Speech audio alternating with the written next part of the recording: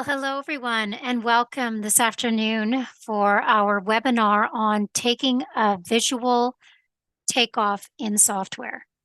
I hope your weather is better than mine today. I'm looking at freezing rain out my window, so I hope you are somewhere safe and cozy and hopefully warm and in some sunshine. We're going to go very quickly through all the tools. I know all of you have busy schedules, but if at any time you have any questions, feel free to raise your hand. I'll be able to see that, and then I'll be able to answer your questions for you or leave them in the chat. If I don't see them, I can get them at the very end of the presentation and be able to answer all your individual questions. So let's get started on how to do a visual takeoff. When you're presented with a PDF or even just a hand sketch of a building that someone wants you to do a material takeoff with, I'm going to show you how to systematically and very easily be able to take off all of those materials. Up at the top of our screen, you'll see that there's a file pull-down menu.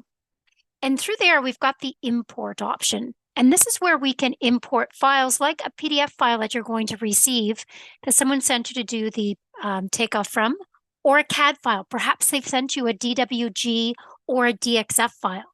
You can use either of those as well. Or we also have project trace image. And that's what you would use if you get a scanned image, a JPEG image that someone has taken a picture of and sent it to you. It will be your worst case scenario, but you can still use it as the basis of your takeoff and trace around it to get all the information that you need. Using any of these three methods is going to be the exact same. So for today's class, I'm going to use import a PDF to show you how to bring that in and use that information. So I'll click on import a PDF and I will find one out on my desktop for us to use. When someone sends you a PDF, there could be multiple pages to that PDF. So you could scroll through them to find the exact page that you want to use for the basis of your estimate. Usually that's a floor plan. So for today's demonstration, I'm going to use the ground floor plan on this PDF that we receive. It can be at any angle, and especially those that have been scanned in, they could be off on an awfully, like a slight skew, if you will. So we have this angle tool that allows you to type in a precise angle that you want to move it to, like I just did. Flip it so it's on the 270-degree axis there. But if it was on a skew, we have a tool here that allows you to pick an angle and straighten it right up. So even if you have a really bad PDF that's been scanned, it's off on an angle, you can turn it so that it's exactly the way that you want.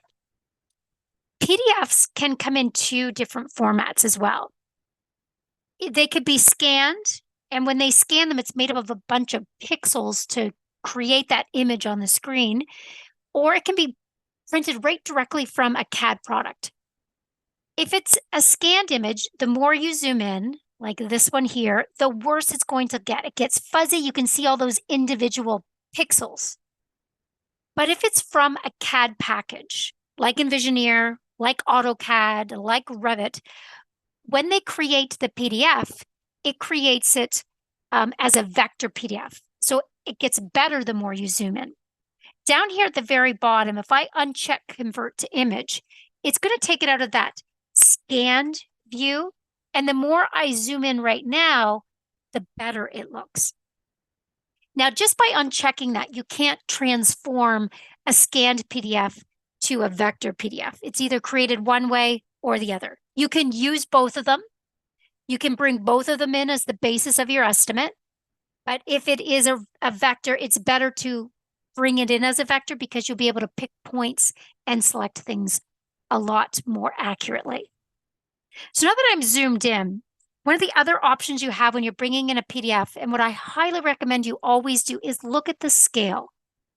Never trust what's written on a set of plans. They could say it's a 1/4 inch equals a foot, but to err is human, and they could have printed it off at an 1/8 inch scale or some oddball scale just to print it out. So always double check the scale.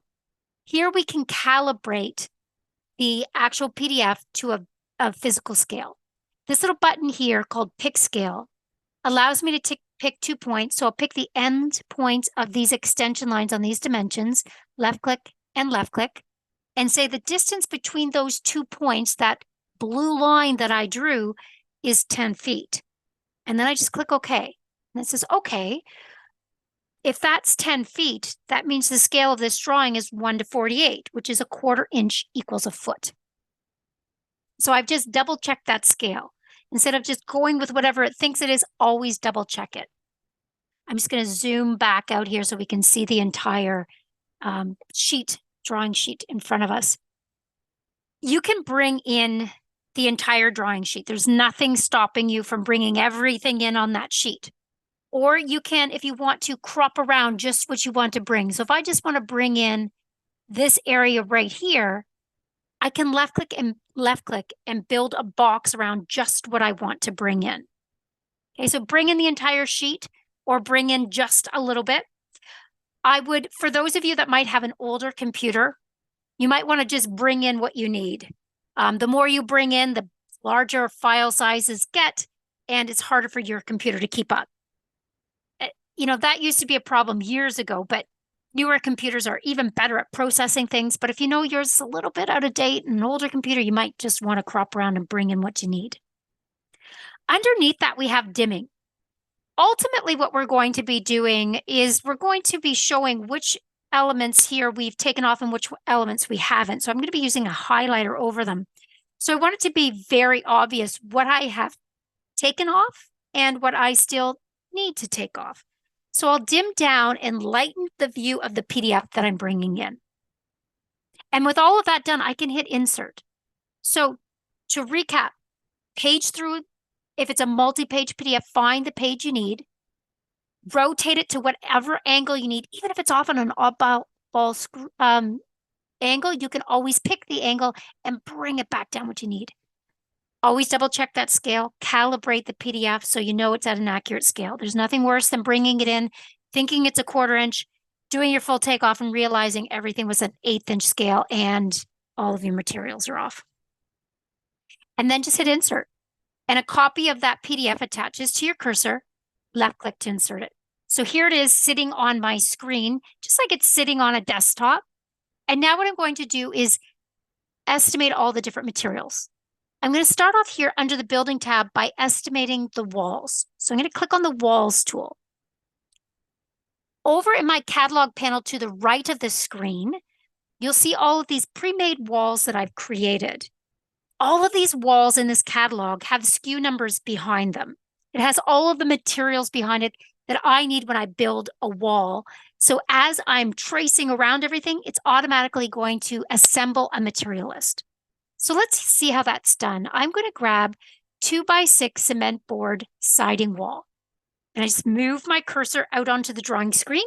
You can see my cursor now looks like 3 interconnected walls. It's letting me know that I am at this time estimating walls. I'm going to right click and say I'm going to insert it by a baseline. I'm going to pick one of these lines that's part of this PDF and I'm tracing around it. Because if I zoom in on this particular one, you can see there's multiple corners here. There's the outside edge of that siding. There's our stud wall. There's drywall. They've drawn everything in this PDF.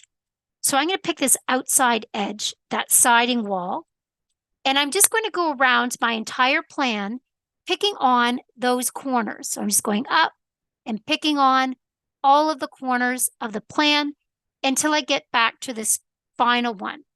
And then I right click and say, I'm finished. I've picked the corners of the building itself. And what I picked was the outside face of that veneer, the outside face of the siding. If I had picked the outside face of the stud, I could pick it. So perhaps the PDF that you're getting in only shows the stud walls. Then you tell it that you've traced around the stud wall or you've traced around the inside face. So if it's just one room that you're going to be doing a takeoff on, perhaps they're retrofitting it. You can just trace around the interior of one room if you wanted to. I trace around the veneer, I click OK, and instantly those walls are highlighted. I already know just by picking the corners of those walls, the materials it needs. So if I go up to Tools and Analyze, and generate a project estimate, it will put it into the format that I need for my estimate. So here I can see under ground floor wall framing, I have my blocking, stick nails, plate material, sheathing material, nails for the sheathing, studs. I need 119 of them. I've got my house wrap, sheathing tape, staples, my siding, the nails for the siding, insulation, vapor barrier, staples for that vapor barrier, my drywall, the joint tape, the compound, screws and primer, baseboard, and paint. And then I just have general measurements as well. So kind of like a double check on any of my numbers. I know I have 1,062 square foot of wall right now. So does that make sense to have 1 pail of primer and 13 pounds of drywall screws? It allows me to do that double check. So how did I get all of these different materials so quickly just by tracing around the outside of that PDF? I'm going to pick on one of the highlights that I selected, right-click and look at its properties. When I picked and started drawing from that 2x6 cement board siding wall in that catalog, it came with assembled materials. So it knew when I picked one point and then picked the next point, that along that 34 feet that I needed cement board siding, nails, house wrap, sheathing tape, sheathing. So all those things we saw in that material list. Each one of those, if I just edit one of them, is part of a list. It's got a formula behind it so that it's calculating those on the fly as I'm drawing. And each one of those formulas, you can update and change. So if you wanted to add on a waste factor, you can change those quantities very easily, just clicking on it and changing that formula that's being used. And each one of these elements in the list can have a SKU number associated to it. So here are the staples that I'm using. And here is the part number. It's just called staple, but it could be the exact SKU number that you're getting out of your point of sale system. We can import that data from your point of sale system and match it up to our catalog so that as you're drawing and highlighting those walls, it's automatically calculating just how many of the exact SKU numbers that you need so we can push that list right back to your point of sale system. Okay, so we can absorb your point of sale data, match it up and marry it with our catalog so that when we're creating these material lists, it's exactly calling on all of those. So it's assembled those materials, and it's also framed everything with 2x6s here. So this wall associated to it that I selected knows that it's selecting a 2x6. So when it was selecting the studs and the plate material, it was looking here at the 2x6, and there's rules set to it for all the purchase lengths that you have. So if I have a pre-cut stud material, 92 and 5/8, it has a rule that I can only use that for studs. So it's not going to grab it and try to use that length for plate material. It would come down here to the 12-foot and the 14-foot and the 16-foot that can be used for any usage and use it for my plate material instead. I can set rules to those as well. So if I know I only want to ship out or use 16-foot boards for plate material, I don't want a mess of 12s and 14s and 16s on site. I just want 16s. I could set a rule to the 12-foot board, don't use it for plate. And then it would ignore it and it wouldn't use those boards for the plate material. So every length of board can have a rule set to it. So it's grabbing the exact boards that you need as you are doing the material list. So that's when we looked at that material list and we looked at the studs, it was coming from my 92 and 5/8. But then there's the question, well, how did it know to use 92 and 5/8? Where does it get its height? If I come up here to settings and building locations, in the background here, before I started and brought in that PDF, this particular project had been set up for 8 foot and 1 1/8 wall height. So it knew with that 8 foot 1 1/8 that the height of the stud is 92 and 5/8.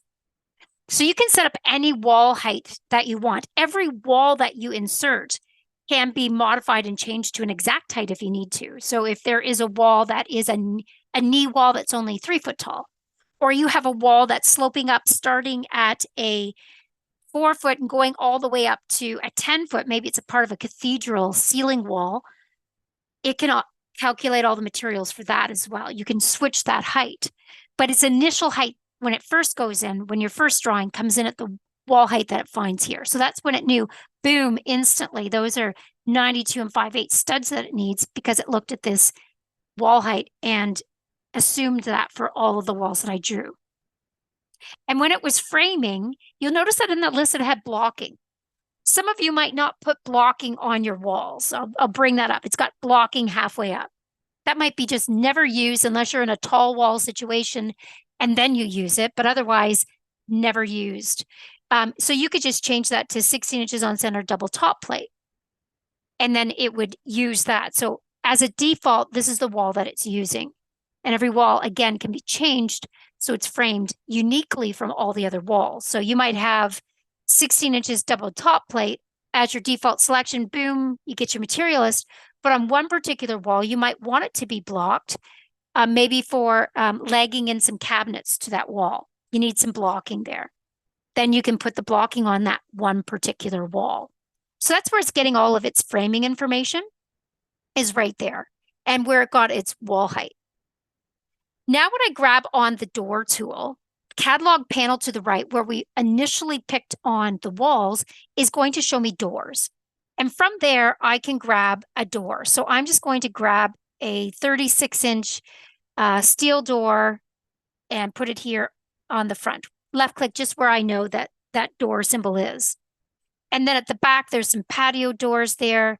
I can grab a garden door here, a 60-inch double French door, and place it there.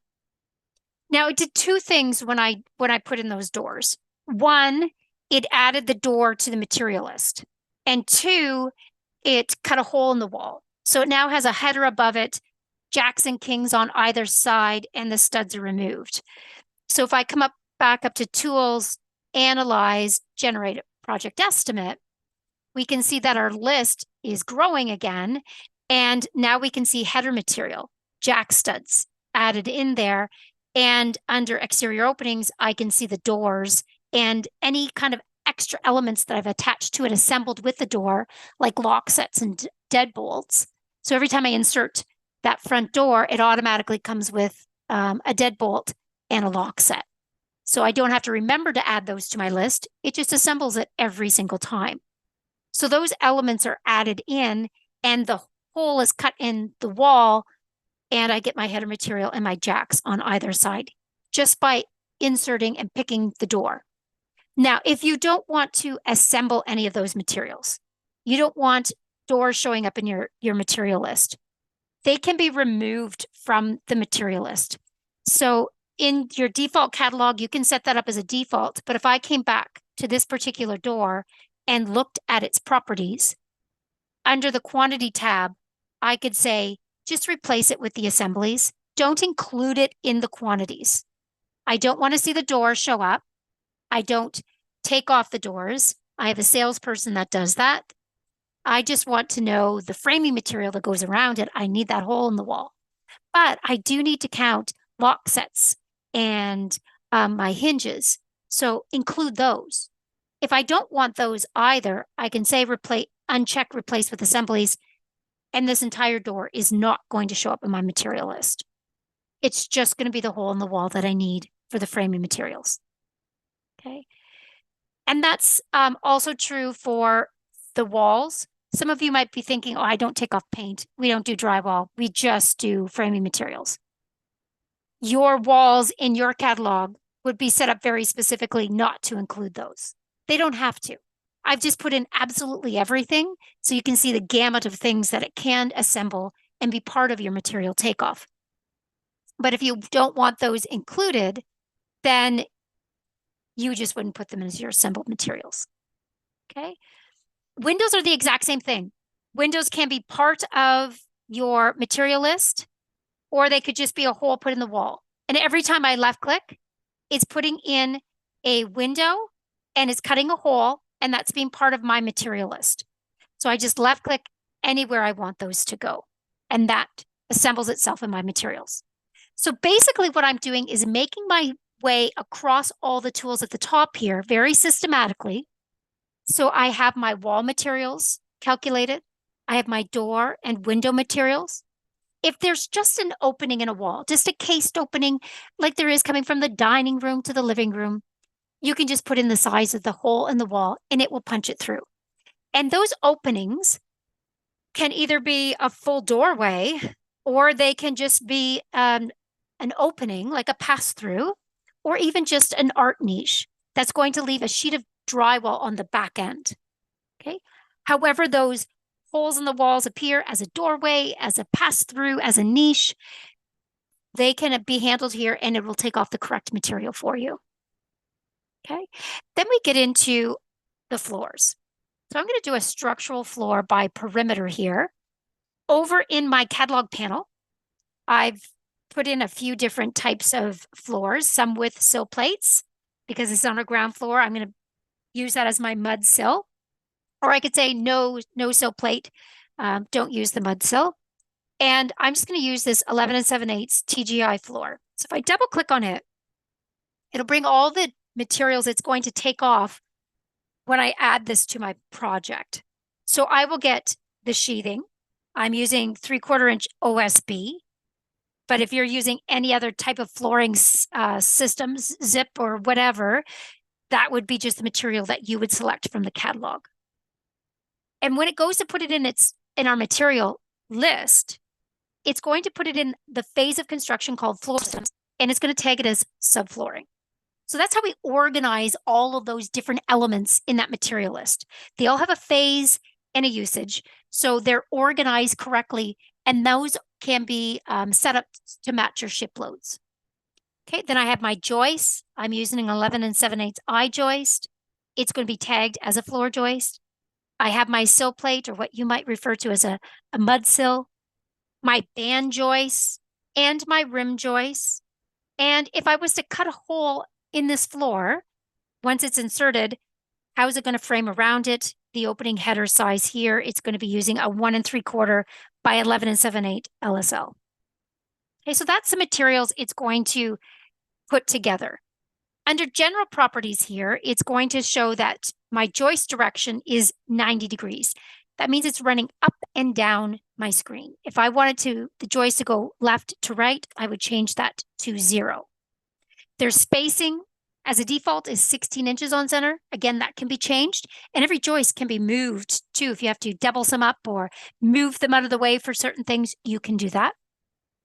And I'll get into the stagger in a little bit. So I'm going to click OK here.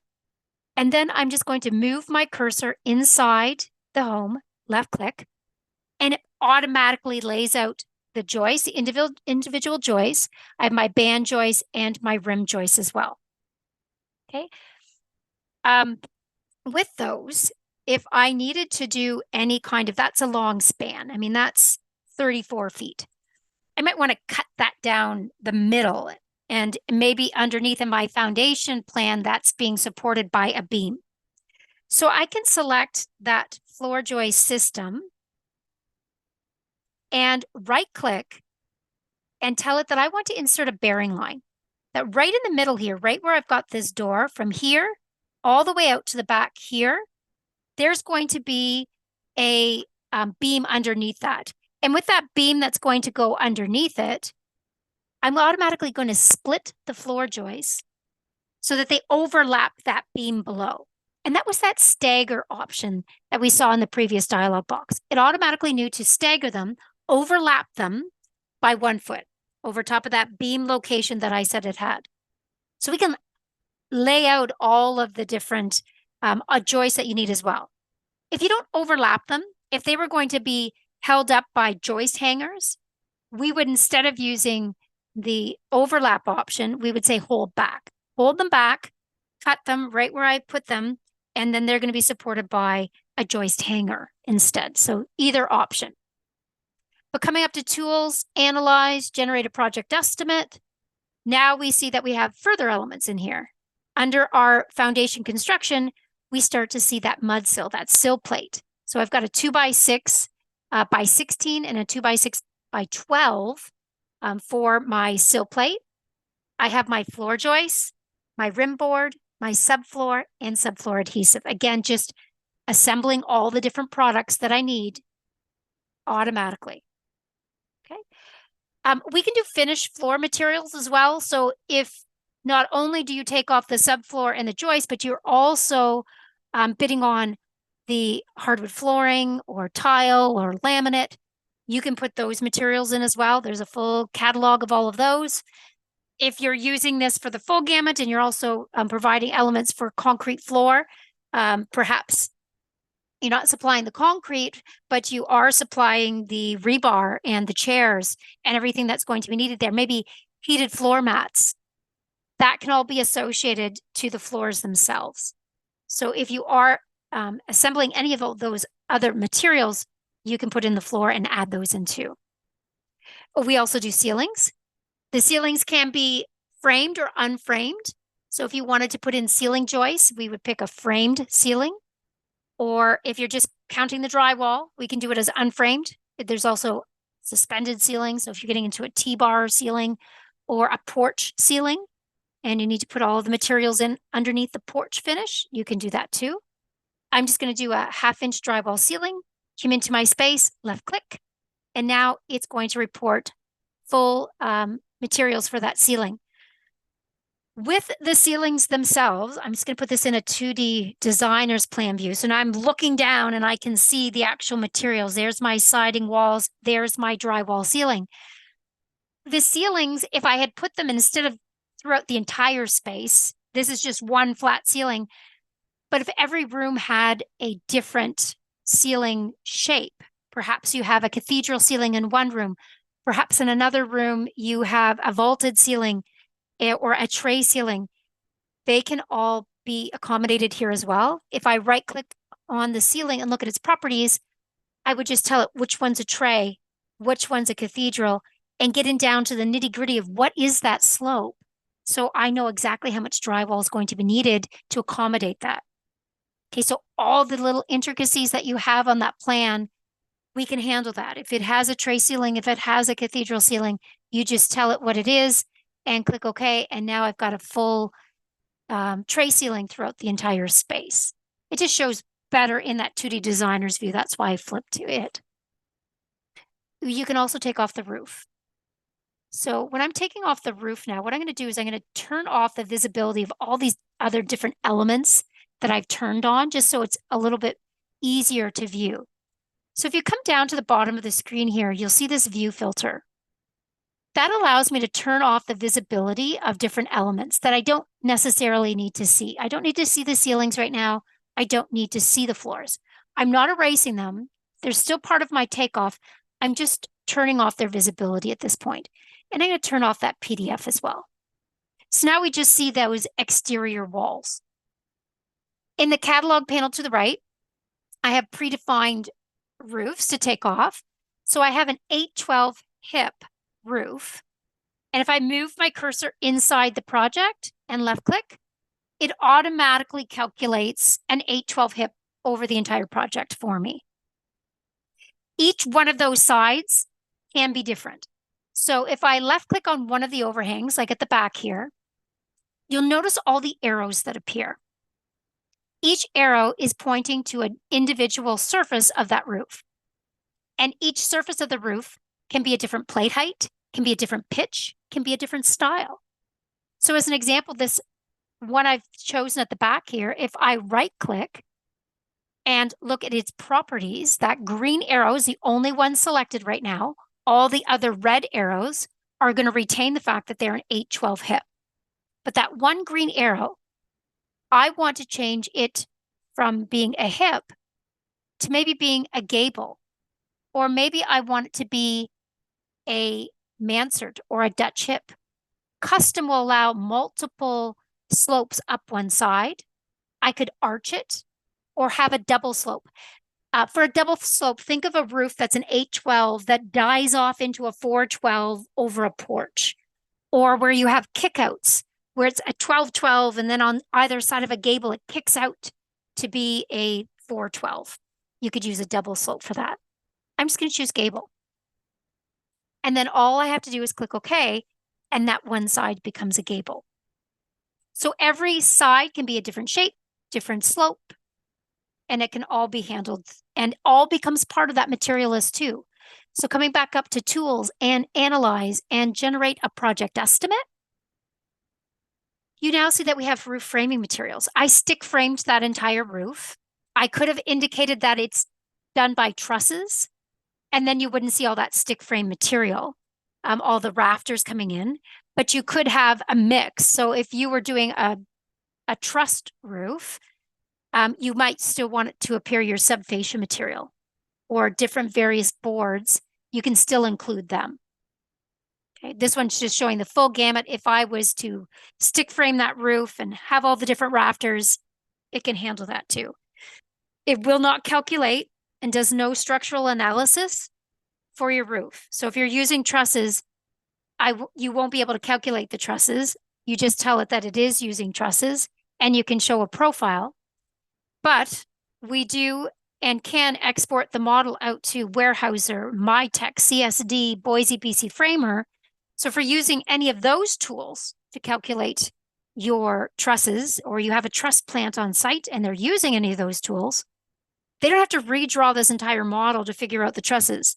You take them, what we've drawn, you export that out, they open up, it's already drawn for them, and then it can calculate automatically the trusses that are inside of it. And then depending on the import, it can bring it back. Some of them can. MyTech doesn't bring it back, but some of the other ones can. Okay, so we can do all of your roofing materials too. If you do a second story, this can do under settings, building locations here, I can add up to 999 locations. Congratulations if you get a project that big, but we can handle a 2-story, a 3-story home, no problem. It could even just take this footprint of this ground floor, select all of the walls that I've drawn there, right click and say, duplicate those up. The footprint is going to be the same on my second floor, and click OK. No, I'm not going to delete them. My ground floor still has them. But for this roof, I can do the same. I'm going to select it, duplicate it to the location, send it up to the second floor, not the foundation, and say, yes, delete it off of my ground floor. Looking down here in the lower left, I can switch to my second floor, and now it has the roof and these walls. I can get rid of this door. And if I just quickly go to my project estimate, now we'll also see that we have second floor wall framing and ground floor wall framing, and we still have our roof framing, but it's now up 1 story. Okay, so you can do multiple stories. For those of you that have to worry about foundation materials, we can do a full foundation as well. So I would come here to my floor and foundation builder. I would tell it that I'm doing a foundation. And we ship around the world in 4 different languages. So even, county to county, how you do your foundations can differ, but you can imagine how different they are from country to country. So we can do a monolithic slab, a slab on grade, depending on your sea level. That might be your choices that you have. You could do a full basement or just a stem wall and footing. I'll do a full basement so you can see all the selections you can make. You see, I can't click next yet. I have to specify the materials first. So I'm going to tell it for my full basement, I'm going to be pouring 10-inch concrete walls. My floor slab is going to be a 4-inch concrete floor.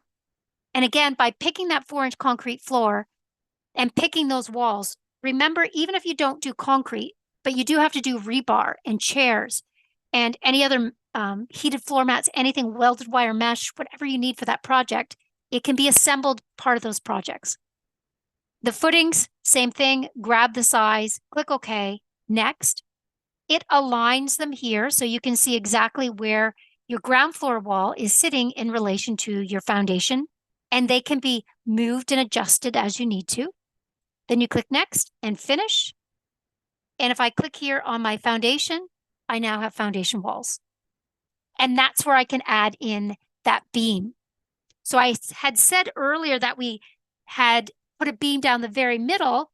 to support those joists, but let's put it in.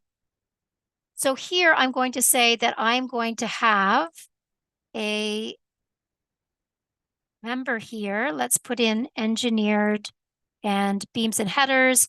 I'm going to be putting in a 1 3/4 by 14-inch LSL. And I'm going to say that it's a 3-ply. It is a girder beam, and I want it to be part of my wall framing phase.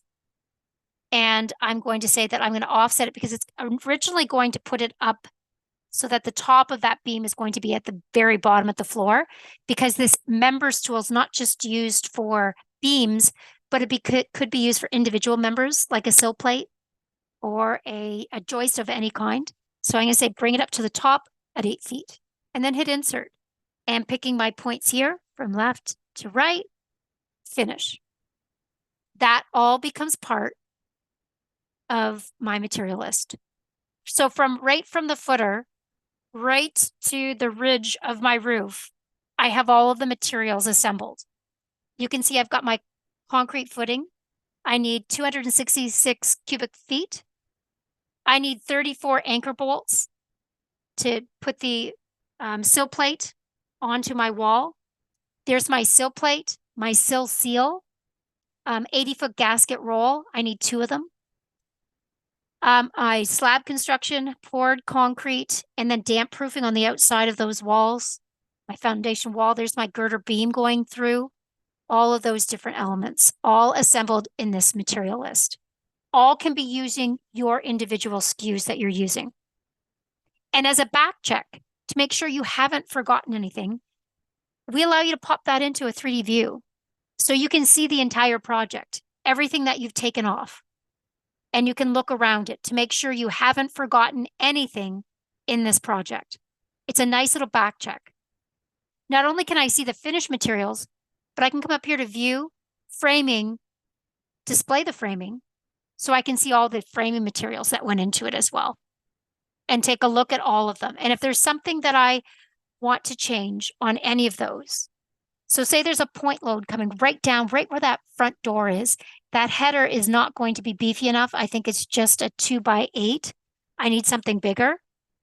I can go to view, framing mode, pick on that one opening, and say, I want to look at its properties. Instead of using the defaults that had it selected when it infilled the wall with all the framing, I need to use a custom head sill and jam configuration over top of that one opening. So I hit select configuration, and I'm going to use a 9.5 PSL header there and click OK and OK.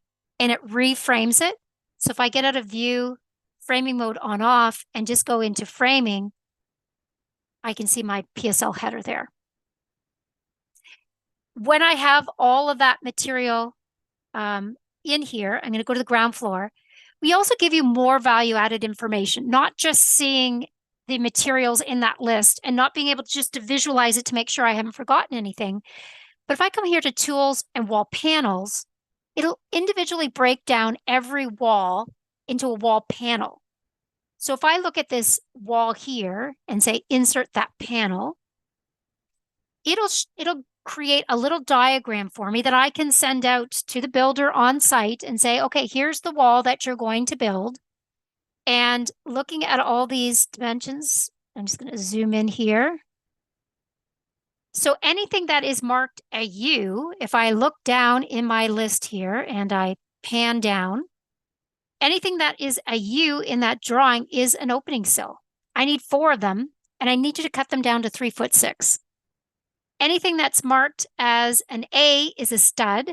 Use a 2x6. There's 25 of them, and their cut length is 7 feet 8 5/8. So use your 92 5/8 pre-cut studs.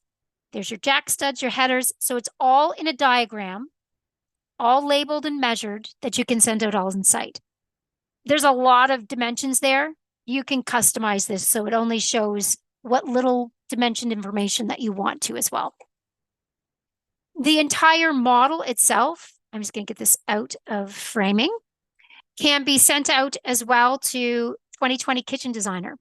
So if you have kitchen designers on staff, same drill as when we sent it out to MyTech, it sends them the full 3D model with all the window placements, everything done. So they can drop in their kitchen into that space. They don't have to redraw the walls, put in the windows or anything. You've already done that. It's done for them, saves them time. And then they can send you back that 2020 file so it becomes part of your master takeoff. So all of the cabinets, the appliances, everything that they've specified, they bring it back. It sits it in where the kitchen would be placed, and then they can share it.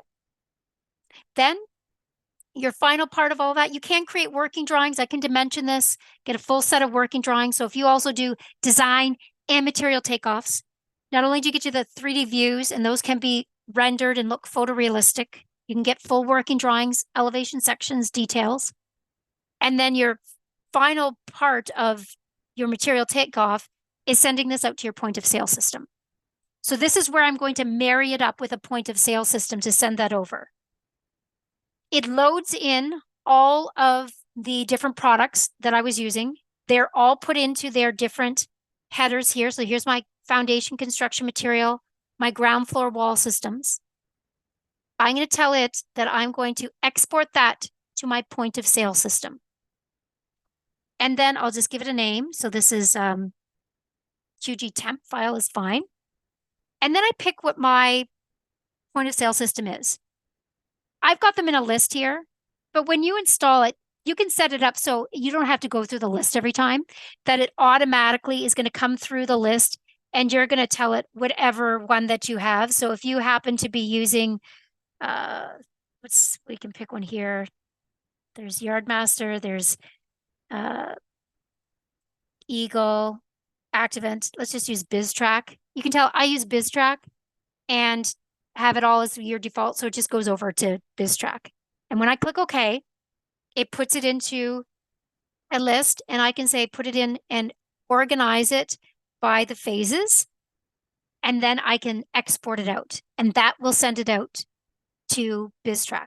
When you send it out to BizTrack, you can send it out as a quote, or you can send that out to just a list. So it's not coming in as an actual bid coming through. It's just going to come over, and you can use that. When you send it out to BizTrack, BizTrack wants your account ID. I'm just going to cancel there. I don't have one. And that would have sent it out to BizTrack, and you can open that up. Okay, so let's kind of recap everything we did. We imported a PDF, but the same procedure could be used if you're bringing in a DWG or a DXF file, or just bringing in a JPEG image. Someone just traced something. That same way that I said you could change the skew of an angle, you can do that with an image that has been taken as well. You can also recalibrate the scale. So pick two known points, and it will scale it for you as well. When you bring it in, we just follow these items at the top. Take off the walls, pick the corners of the walls, insert the doors. The door unit itself can be part of your material list or not, but we do want it to cut the hole so it frames around it. Windows are the same with the openings. Those three tools the exact same way. Everything that's in the software, we've tried to make it as easy to use as possible. Pick what you want to take off, go to the catalog panel to the right, pick the exact element, left click, left click, left click to insert it. Left click to your structural floor, your finished floor materials, your ceiling, your roof. If you need to do stairs and railings, columns, beams, footings, or if you're putting any detailing on, detailing like corner details. So think of your siding corner trim. I can put 6-inch corner trim on each corner here, and that will become part of my material takeoff as well. So anything that you need to take off, you just left click and place it in, and it's part of your full material list as well. We also do interiors. So again, if you are a design house as well, you can put individual cabinets in, countertops, appliances, furniture. We can do electrical diagrams, lighting, plumbing, HVAC, equipment. I think there's 6,400 different plants you can put in. So you can do full landscaping material as well. Get how much fill you will need with all of that. Fences, decks. So any of Those of you that are doing decks, we do a deck as well. I might just profile that quickly for you here. So if I pick on the deck tool and tell it that I want a cedar deck, I can show it where I want to start the deck and just bring out a shape here. It can be any shape that I need and finish.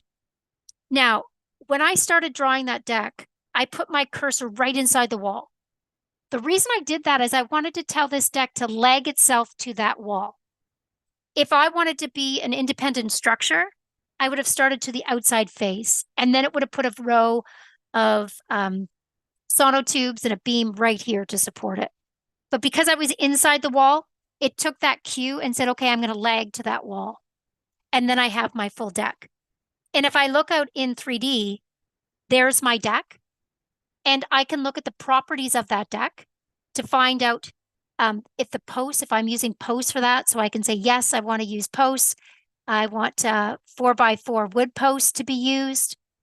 And the framing material, my decking, my joist, my beam material. And if there's railing around it, let's put in a black aluminum rail with glass around there and click OK.